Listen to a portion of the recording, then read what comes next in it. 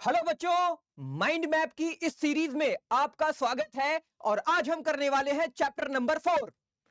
हम quick revision की तरफ बढ़ रहे हैं। हमने जितने चैप्टर्स पढ़ लिए हैं, क्या हम उसको अच्छे से रिवाइज कर पा रहे हैं? यह बहुत बड़ा सवाल है। और मुझे लगता है कि यह जो माइंड मैप का सीरीज है, यह आपको बहुत हेल्प कर रहा होगा आपकी चीजों को रिवाइज करने में, है ना? मैंने पढ़ लिया, मेरे को भूल गया, अब क्या करूं? अरे माइंड मैप की सीरीज देखो ना, सारी चीजों को अपने दिमाग के अंदर डालने की कोशिश करो ना। तो आज हम पढ़ेंगे चैप्टर नंबर 4।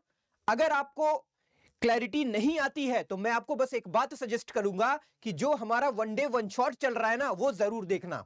अगर उसको देख के आप यहां पे आओगे ना, तो इतना बेनिफिट मिलेगा, इतना बेनिफिट मिलेगा ना, जिसकी आप सोच भी नहीं सकते। तो स्टार्ट करते हैं, ठीक है? तो आज ये जो हमारा चैप्टर है, आपको पता है ऑलरेडी, चैप्टर नंबर 4, जिसका नाम क्या है सर? Combustion and flame. ठीक है, अब देखो, कंबस्टन एंड फ्लेम के बारे में जो मोटी मोटी इंफॉर्मेशन है, वो मैं आपको इस माइंड मैप के थ्रू देने वाला हूं।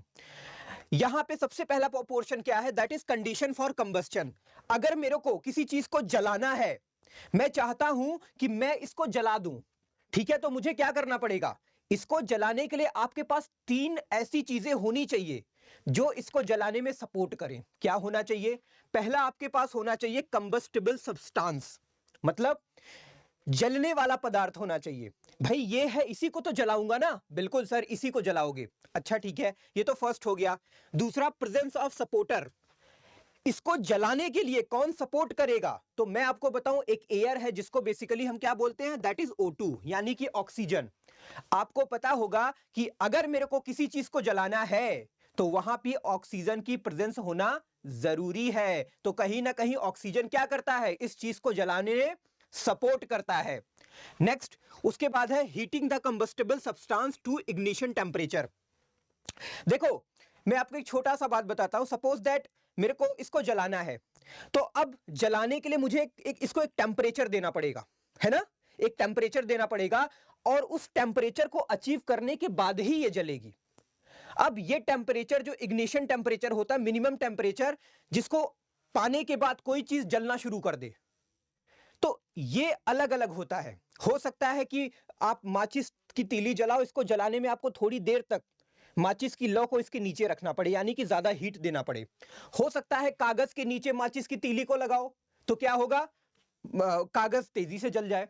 तो इसका मतलब हुआ कि जो जो जो कागज था, उसका इग्निशन टेम्परेचर कम था, इसका ज्यादा था। समझ में बात आती है? आई होप आपको समझ में आई होगी। तो इन 3 चीजों का होना जरूरी है। उसके बाद फ्यूल।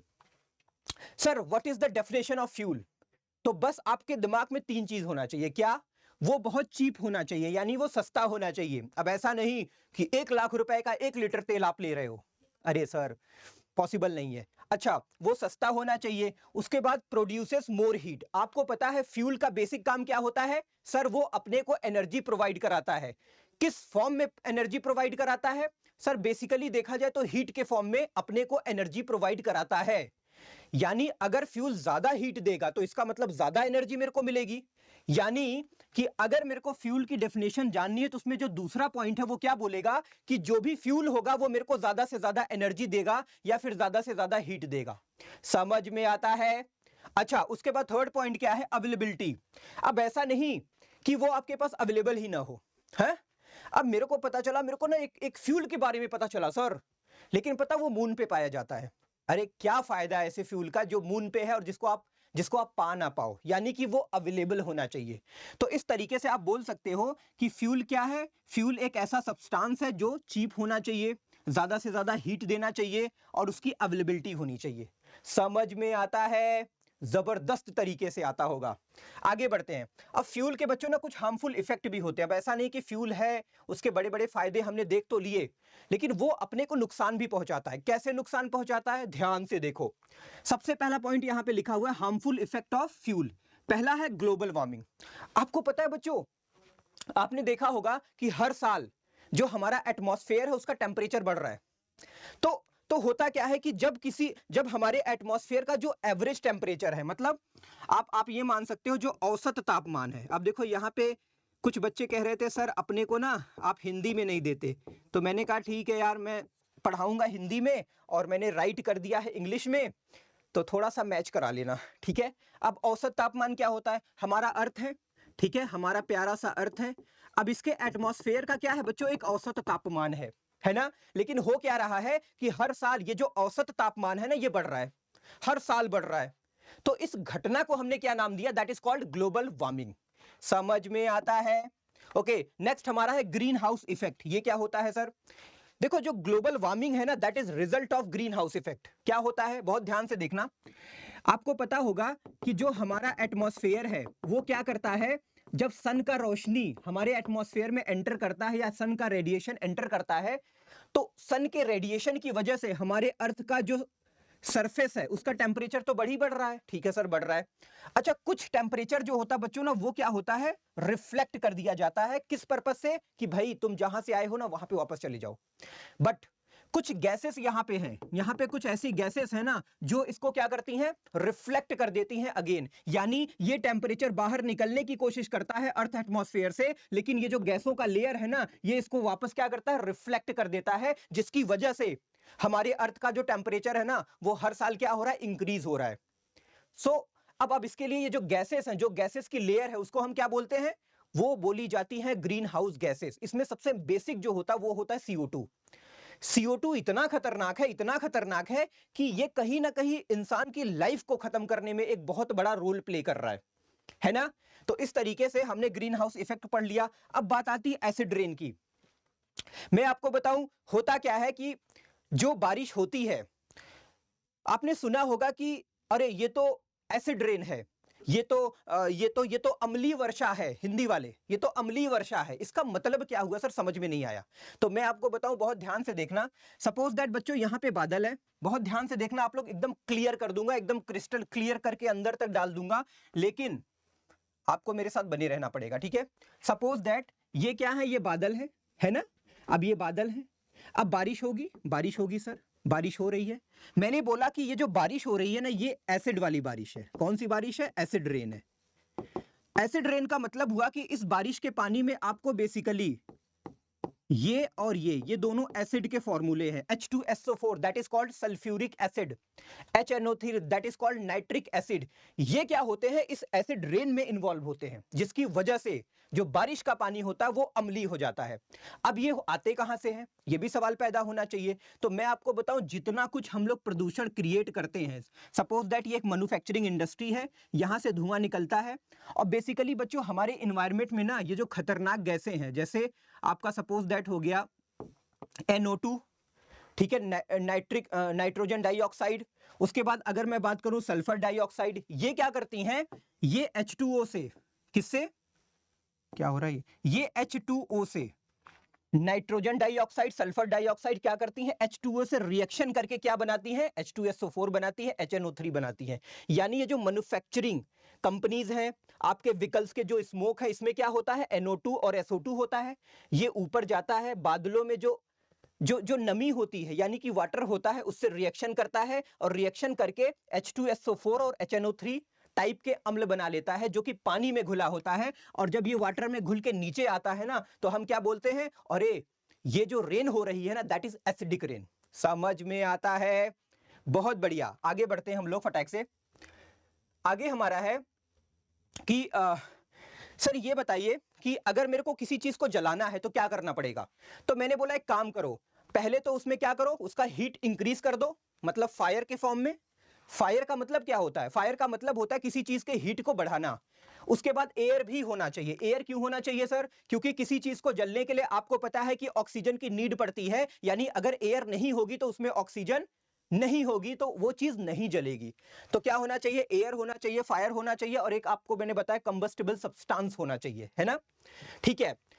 अब होता क्या है, कहीं भी आग लग जाती है तो आपने देखा होगा वहां पे क्या आता है सर, वहां पे फायर एक्सटिंग्विशर का यूज करा जाता है। क्या होता है ये, बेसिकली इसमें बच्चों क्या यूज होता है, या तो नॉर्मल पानी यूज कर सकते हैं। पानी क्या करता है, जैसे सपोज दैट एक कोई चीज है, उसके ऊपर आग लग गई, तो हमने इसको पानी फेंका, तो पानी क्या करता है, उसके ऊपर जाके एक लेयर बना लेता है, और जैसे लेयर बनाता है ना, तो लेयर बना लेता है, और क्या करता है, इस पदार्थ के, सपोज दैट ये एक पदार्थ है, मैटर है, इस पे मैंने वाटर को क्या किया, इस पे मैंने वाटर को डाल दिया। अब वाटर क्या करता है, इसका जो इग्निशन टेम्परेचर है, कौन सा टेम्परेचर बच्चा, इग्निशन टेम्परेचर, या फिर आप बोल सकते हो ज्वलनशील तापमान, इसके इग्निशन टेम्परेचर को वाटर क्या करता है, ड्रॉप आउट कर देता है।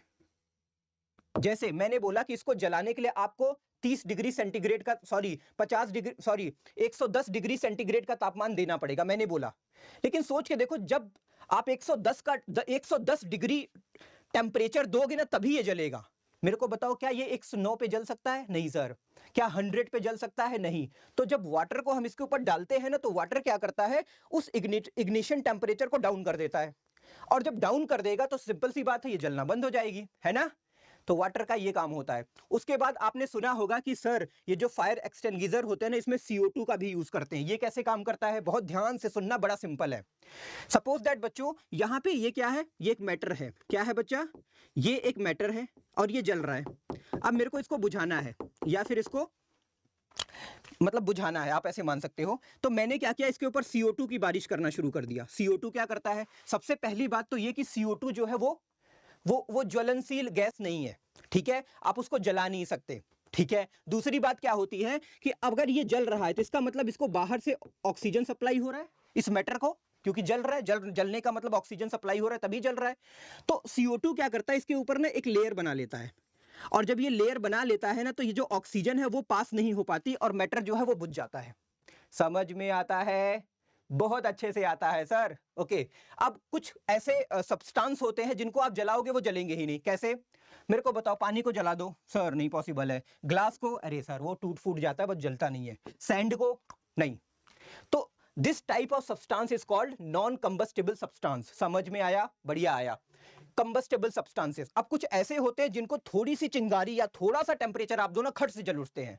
That is called combustible substances. क्या है सर? पेट्रोल है, LPG है, केरोसिन है। केरोसिन मतलब मिट्टी का तेल।